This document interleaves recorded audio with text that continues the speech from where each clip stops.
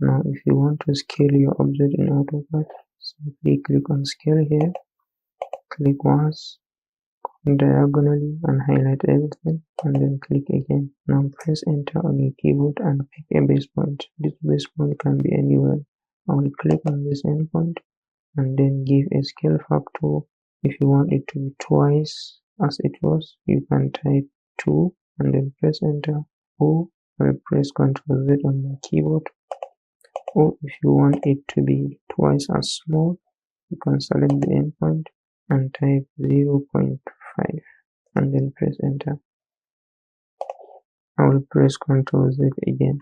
However, if you want to make a copy of it, you can select scale, select it all, press enter, pick the base point, and now select copy here, and you can scale a copy of it of twice as large, or select it again, press enter, pick a base point, select copy again, and type 0.5 or twice as small. However, if what you want isn't a scale factor, and press Ctrl Z and Ctrl Z again. If what you want is something like, I'll come here and select distance,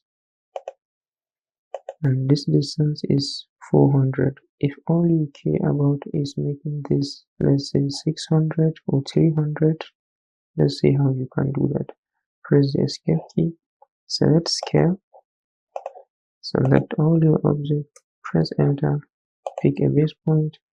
Now select reference and select this endpoint and this endpoint, and then type 600 and then press enter. Now if you select major, select this endpoint and this endpoint, you will see it 600.